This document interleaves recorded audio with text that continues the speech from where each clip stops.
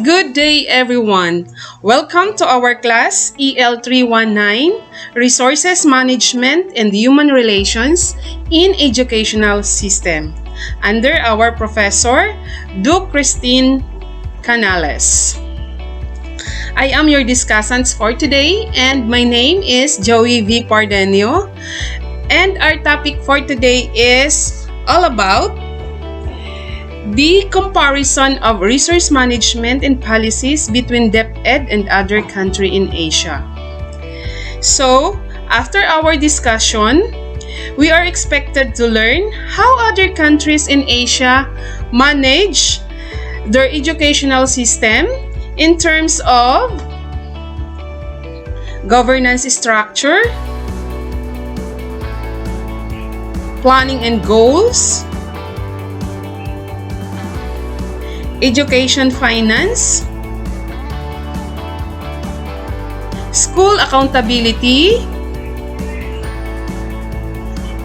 and teachers accountability.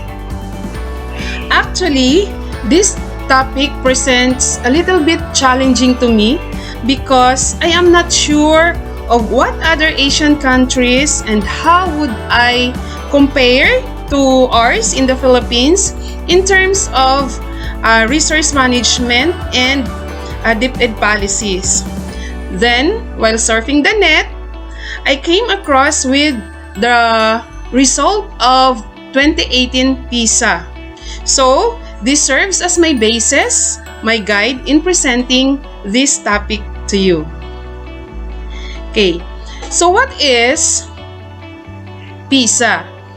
So the program for International Student Assessment, or the PISA, is a worldwide study by the Organization for Economic Cooperation and Development, or the so-called OECD, in member and non-member nations, intended to evaluate educational systems by measuring 15 years old school pupils' scholastic performance on mathematics, science, and reading. It was performed in the year 2000 and then repeated every 3 years. Its aim is to provide comparable data with a view to enabling countries to improve their education policies and outcomes. It measures problem solving and cognition. So, the OECD Program for International Student Assessment, or the PISA, examines what students know in reading, mathematics, and science, and what they can do with what they know. It provides the most comprehensive and rigorous international assessment for student learning outcomes today. The result from PISA indicate the quality and equity of learning outcomes attained around the world and allow educators and policymakers to learn from the policies and practices applied in other countries. So based from the result of 2018 PISA, we will know what the 3 Asian countries that have the best education in the world. Okay, the question is this: what are the 3 Asian countries that have the best education in the world? Any guess? Alright, the top 3 is, what country is being represented by this flag? And then, you are right. The top 3 goes to the Republic of Korea. So, the Republic of Korea ranked among the top performing nations throughout the PISA administration despite small dips in 2009 and 2012.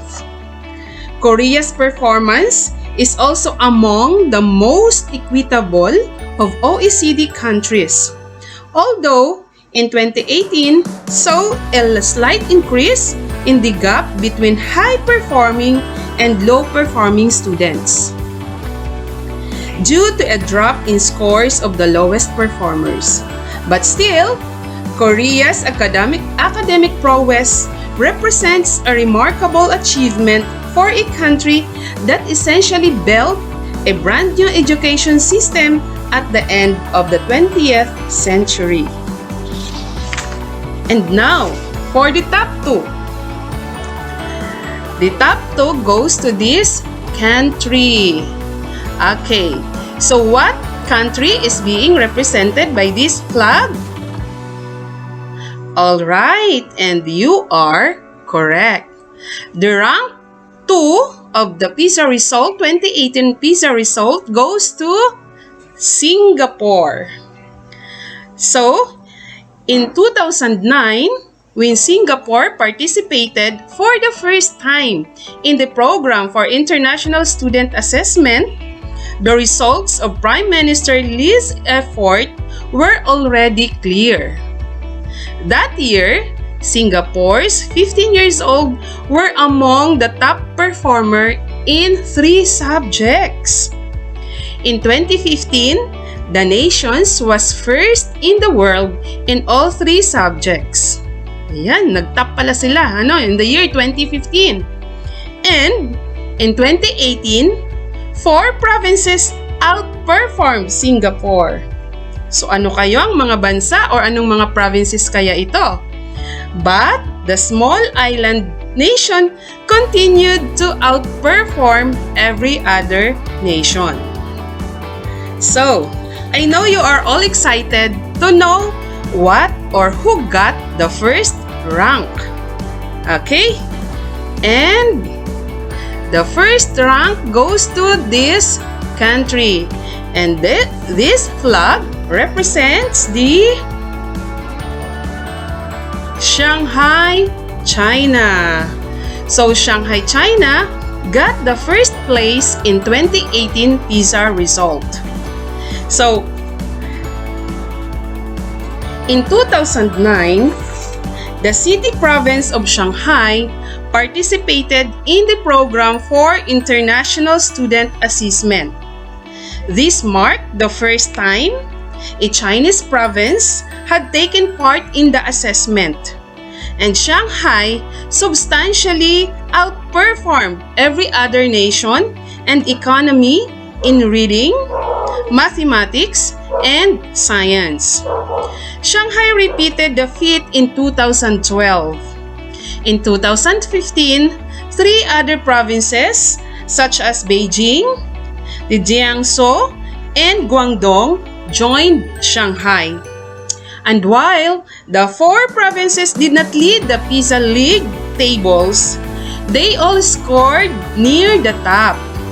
And in 2018, Zhejiang replaced Guangdong, and those 4 provinces substantially outperformed the rest of the world.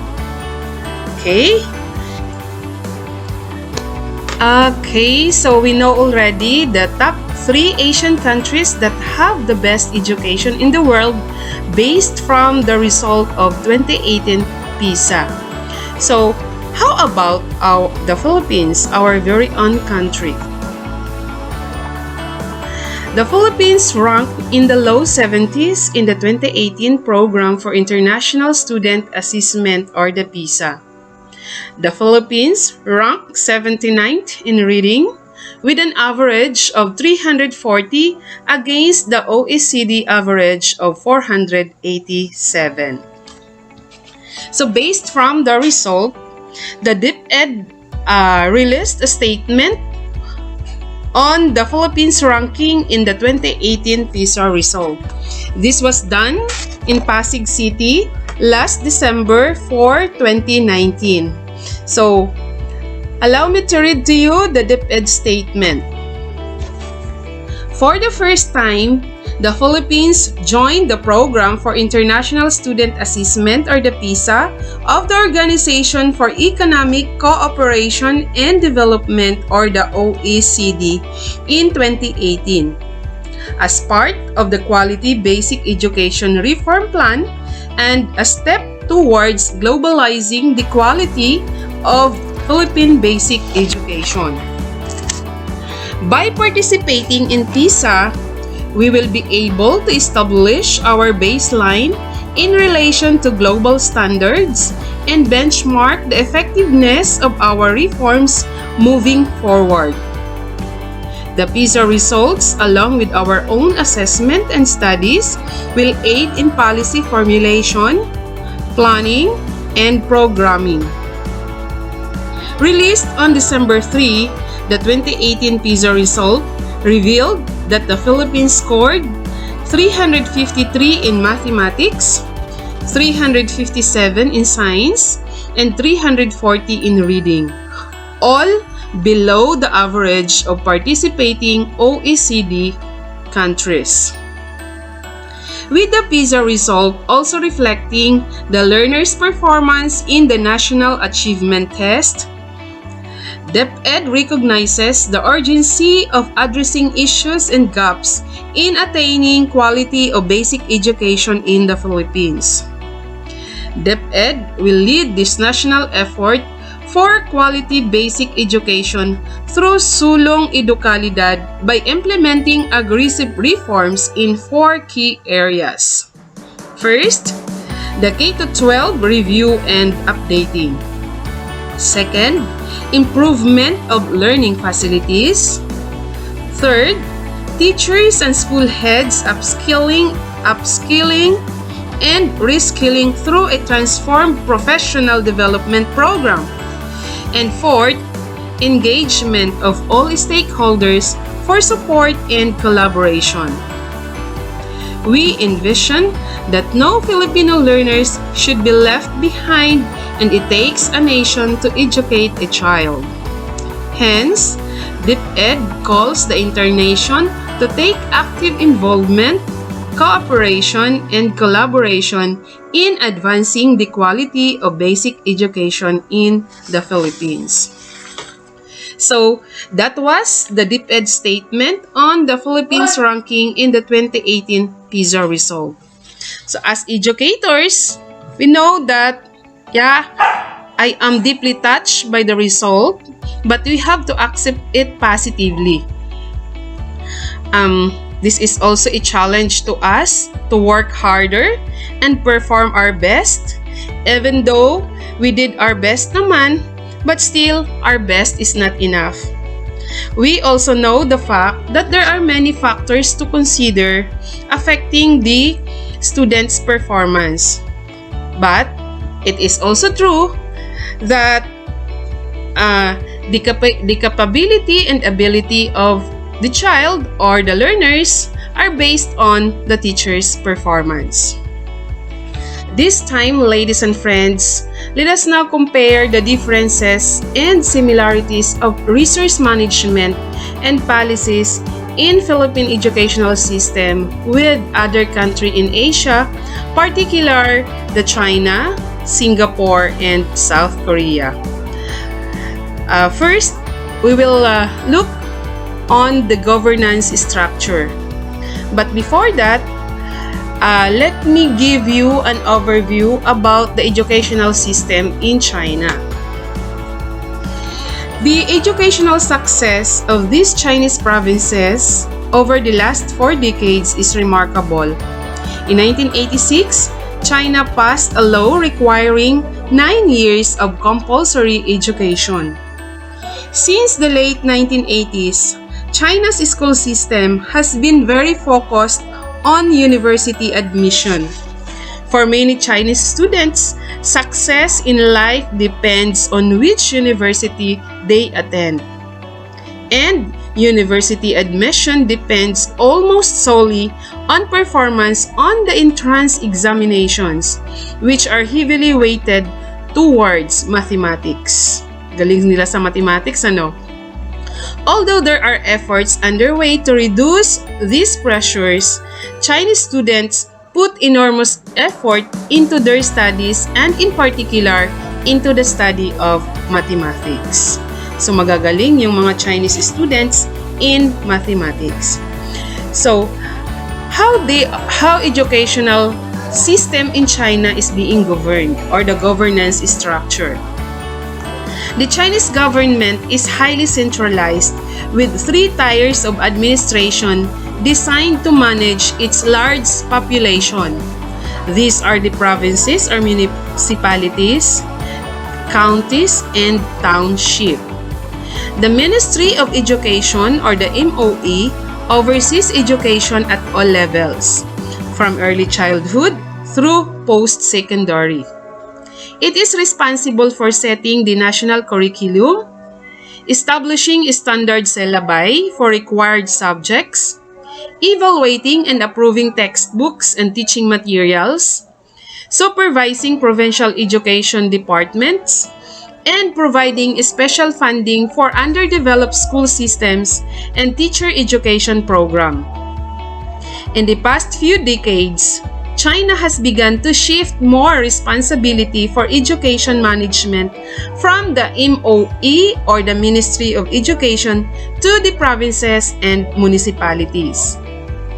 The provincial and municipal education departments are responsible for preparing the education development plans for the regions, developing provincial curricula based on the national curriculum, choosing teaching materials from the nationally developed set of textbooks, administering school programs, and providing education subsidies to local governments.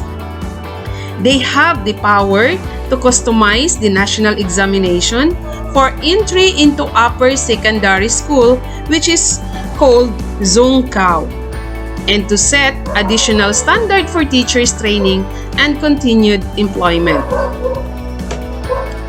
County governments are responsible for implementing the curriculum and administering funding.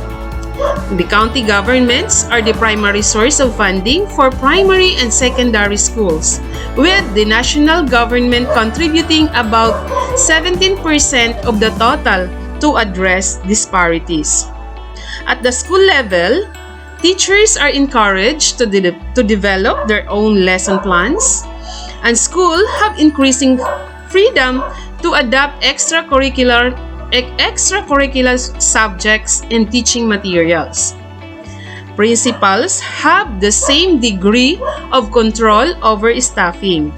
They can choose from candidates selected by the county, and set class sizes and teacher assignments. Okay, so let us now come to Singapore, the governance structure of Singapore. So Singapore has an extraordinary success story. Since becoming an independent republic in 1965, it has transformed from an impoverished island with no natural resources and mostly illiterate population to a country of 5.8 million people whose living standards match those of most highly developed industrial nations. In 2004, the government developed the Teach Less, Learn More initiative, which moved instruction further away from its early focus on rote memorization and repetitive tasks and toward deeper conceptual understanding and problem-based learning. Educators abandoned the practice of funneling students into ability-based tracks and began sorting them into 3 different bands in secondary school based on their ultimate educational goal. Although students take most of their classes within their bands, they can take classes in other bands depending on their aptitude and interest in the given subject. The goal is to achieve full subject-based banding with students freely mixing and matching classes from different bands. So, the Singapore's education system is highly centralized. The Ministry of Education oversees kindergarten ages 4 to 5 through higher education and lifelong learning. The ministry allocates funding for all schools, set core syllabi, and national examinations. The MOE, or the Ministry of Education, oversees teacher credentialing, manages the teacher and principal evaluation and promotion system, and hires and assigns principals and teachers to school. Schools in Singapore are grouped into geographic clusters, each overseen by a superintendent to provide local support for the ministry's policies and initiatives. Okay. The cluster superintendents in Singapore are successful former principals, collaborated with principal in their cluster on how to implement the curriculum and which teaching materials to choose from among a set the ministry approves and strongly encourages teachers to use.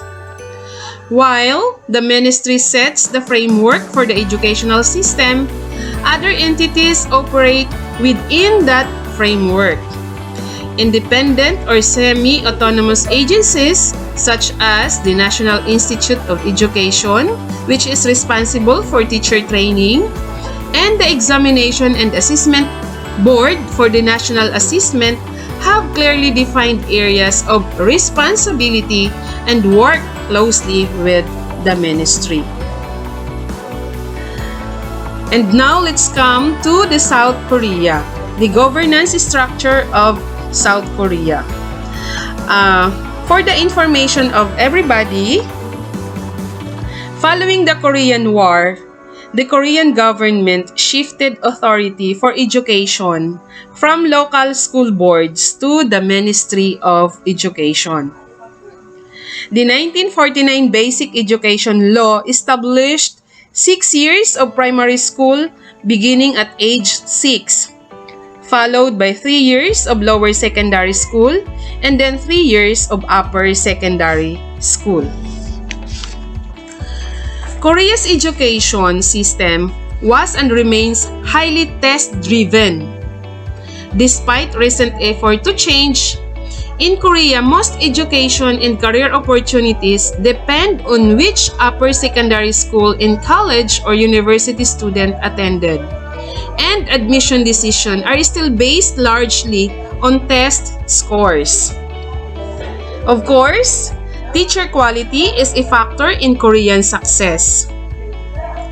The passage of the Special Act on the Improvement of Teacher Status in 1991 enhanced the status of teaching profession by guaranteeing job protection, competitive salaries and authority, and input into educational matters.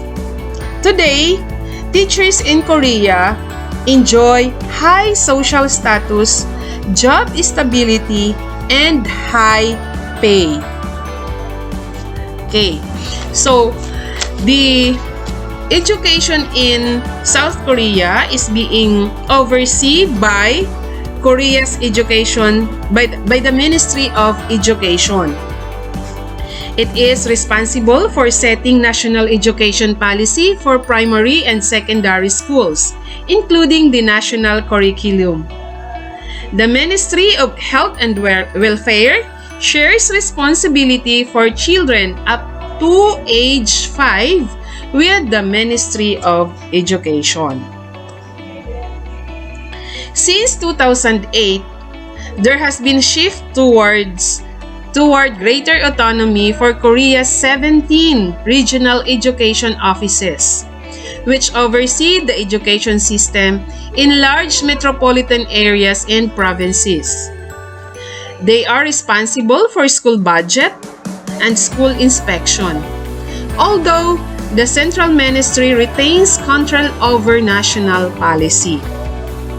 Regional superintendents and school board members are elected positions. Please take note, elected positions. Superintendent must have at least 3 years experience in educational administration, and 50% of board members must have at least 10 years experience in education. The local education offices oversee local schools and implement national and regional policies. Each school has its own council, which includes parents, educators, and other stakeholders. The school council has an input into decisions around promotion, professional development, and other matters. Okay, so let us now see how the educational system in the Philippines is being governed. Okay, the Philippine educational system is organized bureaucracy which provide formal and non-formal education. The three academic levels of formal schooling are the elementary or primary, and then the secondary and tertiary. Non-formal education includes acquisition of knowledge even outside school premises. It is offered to particular clientele like the out-of-school youth or adult illiterates who are given literacy and livelihood skills training. Okay, so dito na papasok yung ALS, Alternative Learning School. So the Department of Education has the responsibility of administering, supervising, and regulating basic education, which includes elementary and secondary education. All policies, standards, rules, and regulation concerning basic education emanate from the DepEd. The administration and supervision of higher education is lodged in the Commission on Higher Education or the CHED, which was created by Republic Act 7722, while the Post-Secondary Technical Vocational Education is under the Technical Education and Skills Development Authority or the TESDA, which is also in charge of skills orientation, training and development of out-of-school youth and unemployed adults. The TESDA was created by Republic Act 7796. The Philippines is using a bilingual medium of instruction. Certain subjects are taught in English and the rest in the national language, which is Filipino.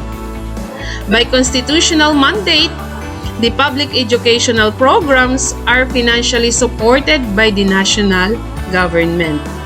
The DepEd also provides financial assistance and other incentives to schools, teachers, and student. Local government are encouraged to assume the operation of non-national public schools in their locality. So, with the trifocalization of the educational system in the country, the three government agencies handle each level of education, as I mentioned earlier. So the Department of Education or the DepEd oversee set overall educational standards and mandates, standardized test for the K-12 basic education system, although private schools are generally free to determine their own curriculum in accordance with existing laws and department regulations. On the other hand, the higher education level, the Commission on Higher Education supervises and regulates colleges and universities. And then, the Technical Education and Skills Development Authority or the TESDA regulates and accredits technical and vocational education programs and institutions in the country. Okay, so that was the governance structure of the four countries: the China, the Singapore, South Korea, and the Philippines. Let us now proceed to the planning and goals. So in China, in the year 2010, the China developed, or the government of China issued a 10-year plan for education development, calling for universal preschool, a reduction in performance gaps between urban and rural schools, and the expansion and improvement of vocational education. So yun ang kanilang plano, a 10-year plan for educational development. Universal preschool. In 2019, the China issued a plan for 2035, for the year 2035, which calls for improving equal access to education, particularly for students with disabilities, strengthening vocational education and training, completing the goals of universal preschool, expanding childcare for children under age 2, making upper secondary school universal, and ensuring sustained financial investment in education. And then every 5 years, the provinces issue their own plan, often called 5-year guidelines, which indicate how they will implement the national plan. And then once all the provincial plans are released, the central government incorporates them into a national 5-year guidelines. At the end of the 5-year period, the government evaluates progress and uses the data to formulate its subsequent national plan. So, yung plano is from the province, submitted, yung 5-year guidelines plan is from the province, submitted to the national government or the central government, and then i-incorporate na yan to create the national 5-year guidelines. And then after the 5-year period, so the government will now evaluate the progress based from the data gathered. Okay. So how about the planning and goals of the Singapore? So in 2013, the Singapore held a national conversation to gather input on a vision for the 2030 education system strategic plan. Goals included are improving the character and citizenship education, strengthening digital literacy, building more knowledge, and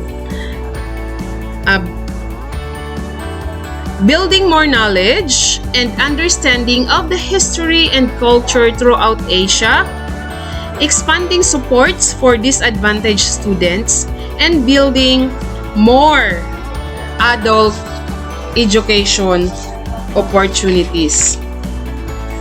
Singapore's leader monitor educational research and benchmark best practices from around the world so that the system can continue to match the performance of the world's best. So mahilig pala yung Singapore mag-benchmark ng mga best practices from around the world. Ayun, at ginagaya nila.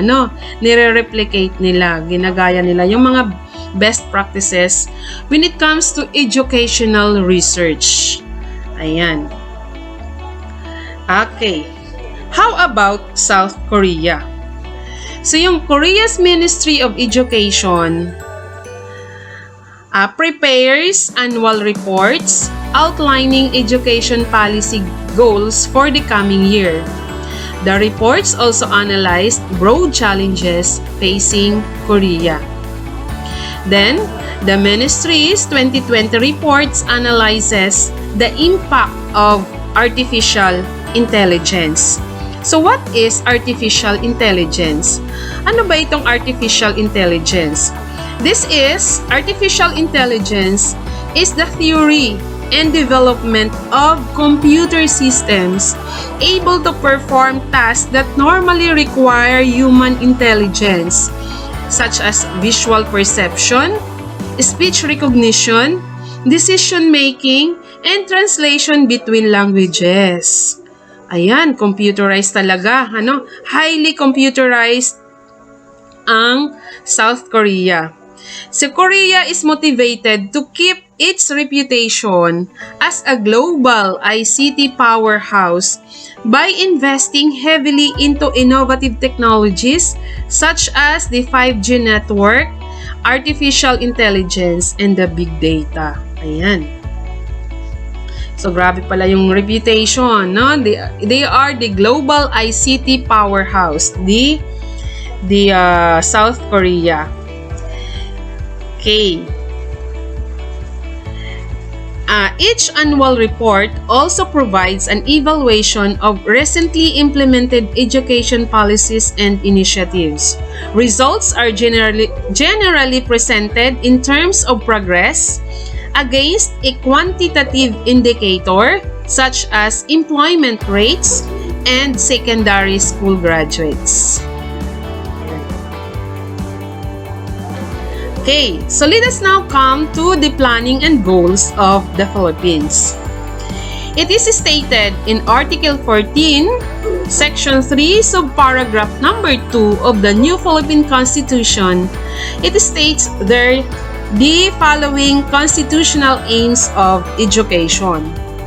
It says, all educational institutions shall inculcate patriotism and nationalism, foster love for humanity, respect for human rights, appreciation of the role of national heroes in the development of the country, teach the rights and duties of citizenship, strengthen ethical and spiritual values, develop moral character and personal discipline, encourage critical and creative thinking, broaden scientific and technological knowledge, and promote vocational efficiency. Ang daming plano, no? Okay. So, the primary aim of the Republic Act number 10533 or the K-12 program, ito na yun sa K-12, is to have a quality education at par with international standards.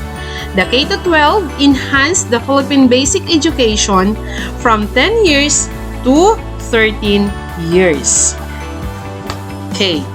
It is mandated in the program that all pupils entering grade 1 must have undergone kindergarten or preschool, and the secondary level adds 2 years or senior high school. In China, this is called upper secondary school, and the lower secondary school, which is our junior high school. Basically, it is kindergarten plus 6 years in elementary and 4 years in junior high school plus 2 years in the senior high school. The Department of Education stated that the K-12 has the following features. First, making curriculum will be relevant to the learners or contextualization and enhancement. Second, building proficiency through language or mother tongue-based multilingual education. Integrated and seamless learning or the spiral progression. And gearing up for future or the senior high school. Okay. So, yun po ang yung apat na presentation on the comparison of planning and goals between Philippines, China, Singapore, and South Korea. So this time, let us now come to the education finance. Sino ba or ano ba or saan ba kumukuha ng budget ang iba't ibang country ng Asia? When it comes to education. Okay. In the 2010-2020 plan for the education in China, the government set a goal of allocating 4.0% of the GDP for education, up from 2.8% in 2005 to help ensure adequate resources for a high-quality education for all students. China reached the 4.0% goal in 2012, and in 2017, it allocated 5.2% of the GDP to education. So the teacher salary in China is the typical salary for both public and private institution is between RMB 10,000 to 15,000 RMB, which is equal to, if you are going to convert it in dollar, 1,400 to 2,200 a month in dollar, US dollar. So yung renminbi is the official currency of the People's Republic of China, and it means people's currency in Mandarin. So dito, pag i-convert natin yan into Philippine peso, yung 1 RMB is equal to 7.4207. So ang value niyan sa Philippine money is all about, or aabot yan ng 74,000 to 111,000 per month yung salary ng teacher in China. Okay? 74 to 111,000. Yung equivalent ng 10,000 to 15,000 RMB sa China. Yung salary, teacher salary. Okay? How about in Singapore? The education finance in Singapore. So, the Ministry of Education directly fund all schools based on the number of pupils. Ayan, kinakount pala yung number of pupils. So, merong budget per pupils. Like in the Philippines, ganun din tayo, yung MOOE is based from the number of students or number of pupils. One consideration, one factor in giving the MOOE in the Philippines. In addition, all schools receive a set grant called an Opportunity Fund to use for their low-income students and students from ethnic minority group. So aside from the fund given by the Ministry of Education, makaka-receive pa yung all schools in Singapore ng Opportunity Fund intended for the low-income students and ethnic minority groups. It also provides funding given directly to student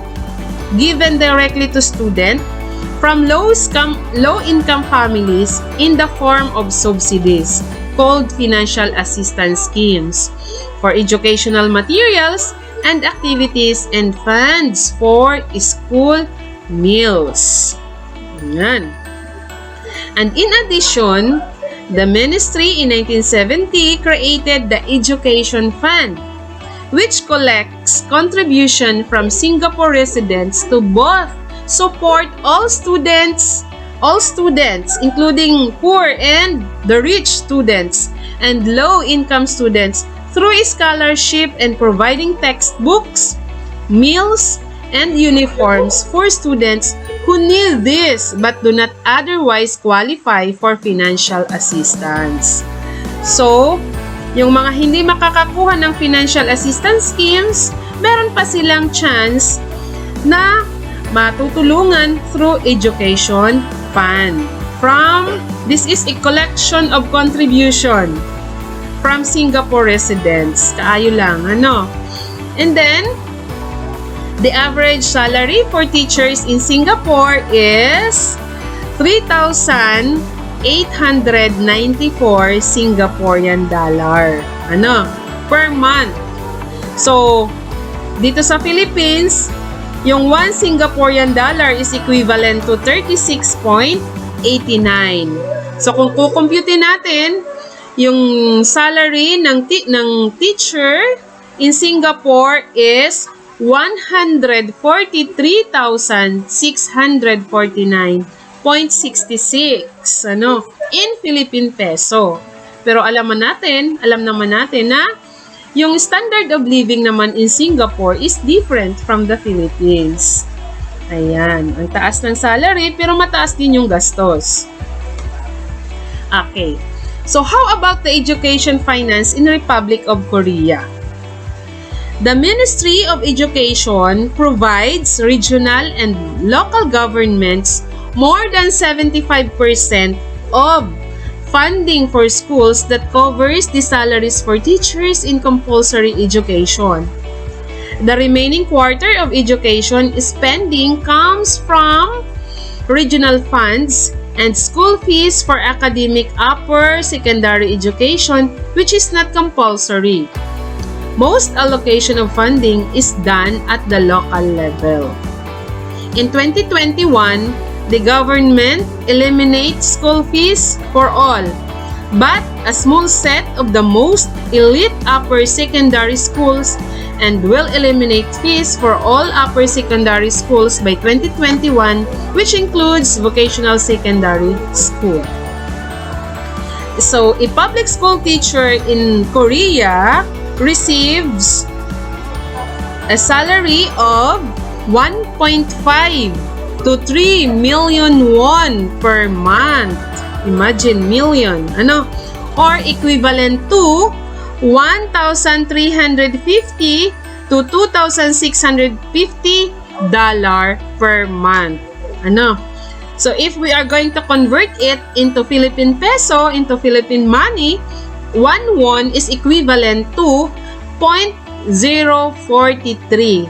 So kung kukumputin natin, yung teacher salary in Republic of Korea is 64,500 to 129,000 pesos if we convert it into Philippine money. So mas mataas pa rin siya sa salary ng teachers in the Philippines, pero yung standard of living naman yung pagbabasihan natin. Okay. So, here comes now the Philippines, the education finance in the Philippines. It is stated in Article 14, Section 5, subparagraph 5 of the new Philippine Constitution states, the state shall assign the highest budgetary priority to education and ensure that teaching will attract and retain its rightful share of the best available talents through adequate remuneration and other means of job satisfaction and fulfillment. So, in September 24, 2021, the Department of Education has seen a significant increase in budget allocation for its computerization program and 5 other programs, according to the agency's presentation on its 2022 National Expenditure Program at the House of Representatives. The DCP, which aims to provide relevant ICT packages and IT infrastructure in public schools, received 11.3 billion allocation for the 2022 NEP, approximately double the amount allocated in the last year's General Appropriation Act allocation. Ayan, na-double ang budget ng Department of Education from last year. DepEd as an agency is set to receive 629.8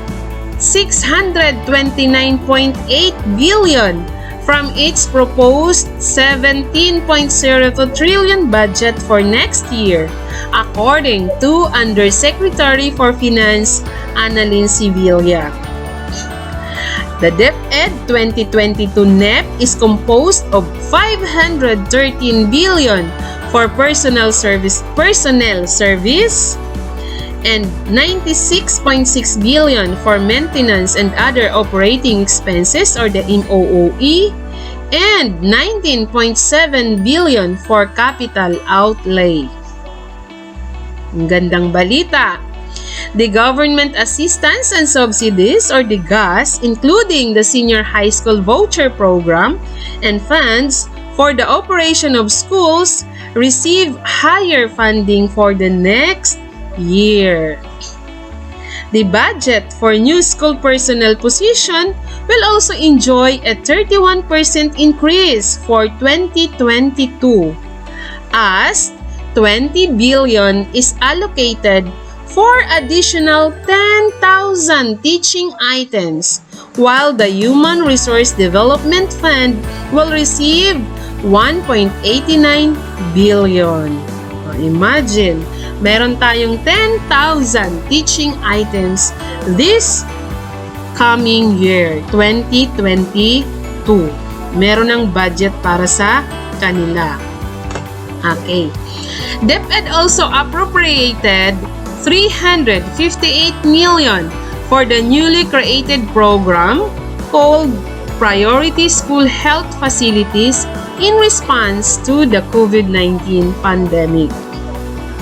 However, the department receives lower allocation on the repair of school buildings, which is negative 78%, Gabaldon Conservation and Restoration, negative 75%, School-Based Feeding Program, negative 45%, Acquisition of Furniture, that is negative 39%, Flexible Learning Options, that is negative 8.4%, and GAS for private junior high school, which is negative 5%. Okay. So, bumaba. Dito, bumaba ang budget ng DepEd for repair of school buildings. Okay, so let us now see the teacher's salary in the Philippines. So, let us be happy because nasa third tranche na tayo ng pag-increase ng salary increase of public school teachers in the Philippines under Salary Standardization Law. Okay, so nasa third tranche na tayo. Teacher 1 will receive 25,439 in 2022. Yay!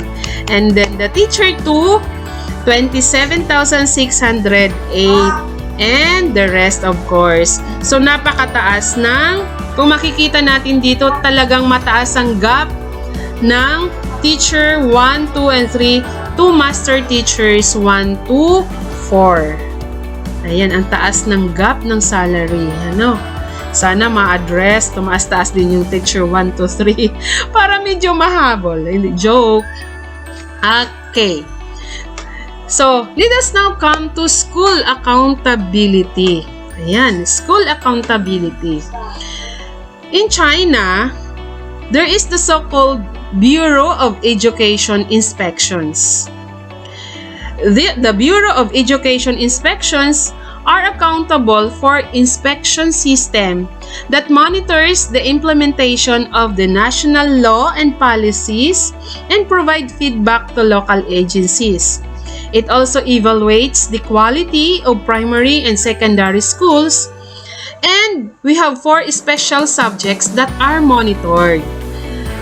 First is improving basic school facilities in low-income areas, reducing performance gaps between urban and rural areas, improving nutrition, and improving school bus safety. Yan, nakapang school bus talaga yung mga student in China. Ano? Okay. And then, the Bureau of Education Inspection also performed regular inspections once a month. Ano? Imagine, once a month. And inspectors are rotated every 3 years. Most inspectors were retired teachers. Ayan, ang mga inspection team pala is retired teachers. But recently, provinces and municipalities have been hiring active teachers and administrators who bring a greater knowledge of contemporary issues. So, hindi lang naman pala retired teachers yung mga inspectors, but also active teachers and administrators. Under the Empowered Management Program, the Shanghai Municipal Education Commission pairs low-performing schools with high-performing schools to provide coaching and technical support. Ito siguro yung sikreto ng China kung bakit sila nag-top sa PISA. It's because merong coaching and mentoring from high-performing schools and then paired with low-performing schools. Teachers from low-performing schools also visit the high-performing schools to observe classes. Instruction usually lasts for 2 years. Wow! This is now the secret of China. The high-performer teachers visited the schools and then the high-performing schools observe classes in low-performing schools. And then they capacitate, they provide technical support and mentoring to the low-performing schools. And usually last for 2 years. Ayan. How about the school accountability of Singapore? So the Singapore has the so-called School Excellence Model, which conduct annual self-evaluations. Annual self-evaluation of schools' practices and outcomes that includes 9 criteria for performance. Schools then develop improvement plans based on the result. There are external inspectors composed of university professors and successful school leaders which evaluate its schools every 5 years and provide feedback to the schools and offer coaching and support for improvement.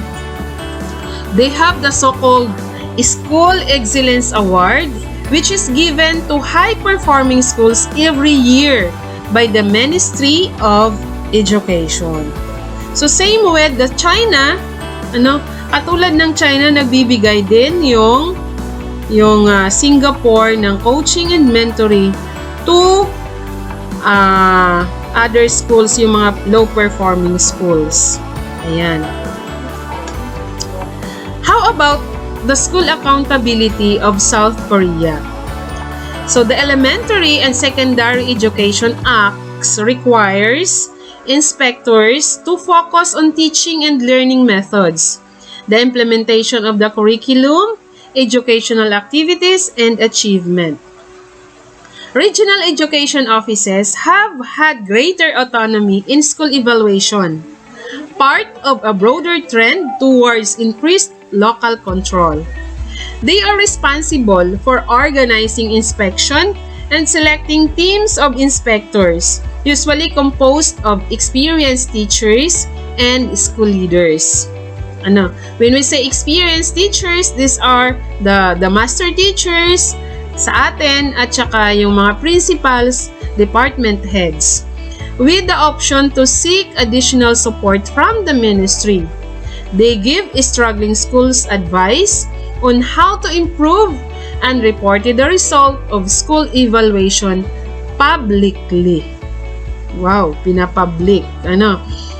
Okay, so kung yung China and Singapore talagang nagbibisit sila sa mga low-performing school and observes classes, provide technical assistance, provide coaching and mentoring. In South Korea naman, they just give advice. They give advices to struggling schools on how to improve their performance. Ayan. How about the Philippines? Okay. So, what is the school accountability of the Philippines? So, the Philippines or the DepEd uses SMEA or the Schools Monitoring Evaluation and Adjustment. It is clearly in the Republic Act 9155. It clearly defines shared governance as the management model in the delivery of quality basic education. It specifies the functional areas to be shared by the various levels of management as well as their differentiated roles. The evolving roles of the school are consistent with the national educational policies, plans, and standards. The monitoring and evaluation is to provide objective information that can inform decision-making for continuously improving, like organizational performance for efficient and effective fulfillment of the division mandate, and delivery of education services to achieve the desired output and sustainability of education outcomes. The SMEA objectives, it is to enable the school to immediately respond to issues and concerns affecting the effectiveness of programs and efficiency of programs delivery, to provide immediate feedback on the efficacy and weaknesses of program implementation at the school level, vice SIP and versus SIP and AIP implementation. Then, second, respond to technical and training needs of teachers. And letter C, identify enhancement to educational policies and guidelines. Okay, so yun. At tayo naman, sa Philippines, yung basis natin talaga is the result of the monitoring and evaluation. Through using the SMEA tools. Ayan, ang ganda ng program. Okay. So let us now proceed to teacher accountability. By the way, dito naman sa school accountability, I know we have here classmates who are very familiar with the implementation of SMEA objectives. Nandito yung ating district supervisor na pwedeng mag-expound ng topic na to. Okay. So let us now proceed to teachers accountability. Schools accountability yun kanina. Dito naman is teachers accountability. Okay. In China, teacher evaluation factor in a number of elements. Okay, so yung teachers are being evaluated through observations, demonstration lessons. In case of new teachers, so yung new teacher lang, newly hired teachers are being observed. Demonstration lessons. They are going to conduct demonstration lessons, submission of classroom work, and publication. So, yan. Observation, demonstration lesson, submission of classwork, and publication. So, yun ang pinagbabasihan ng performance ng teacher in China. Teachers' course load and additional responsibilities like acting as head teacher, class advisor, etc. are also counted in the evaluation as peer and self-evaluation. Okay? There are national teaching awards and most provinces have merit-based award as well. In Shanghai, the evaluation process is determined by each school and the allocation of merit awards also varies from school to school. Yan, pwede namang magkaiba-iba yung award, depende sa school. For teachers interested in leadership roles, there are numerous paths to administrative work. Teachers can be promoted to administrative positions within school or within the education bureaucracy. They must have distinguished teaching record in order to enter leadership. Social expectation hold educators and school accountable for their peers and to the public. Top performing educators are lauded and held up as examples to other educators. who are fully expected to draw lessons from their peers' success and expected to aid in the development of their less successful partners. Sabi nga natin kanina sa schools accountability, yung high-performing schools provide coaching and technical assistance to low-performing schools. This process is facilitated through school partnerships and clusters, as well as the practice of having successful school administrative teams temporarily take over the administration of performing schools, aiding both the student and the staff. Yan. Okay, how about the teacher accountability in Singapore? So, in Singapore, teachers are evaluated through the use of enhanced performance management system. This is to conduct annual teacher evaluation. The EPMS assess teachers' performance based on 16 different competencies, including their work in the classroom and their interaction with the greater school community. Teachers first conduct a self-appraisal. Ayan, self-appraisal. Yung teacher muna yung mag-rate ng kanyang sarili. And then, supervisors evaluate them against EPMS.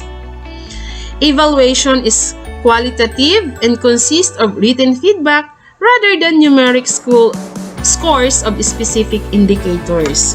So, gumagamit sila ng qualitative, more on description, more on written feedback. Hindi yung scores na 5, 4, 3, 2, 1. Ano?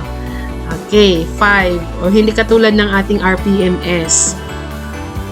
Teachers base their professional development plan on EPMS feedback.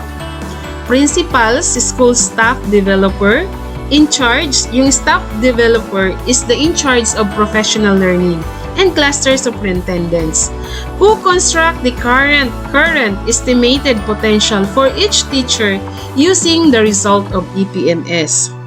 This estimate or snapshot of the teacher's short-term career trajectory is shared with the teacher and used to help them articulate their career goals.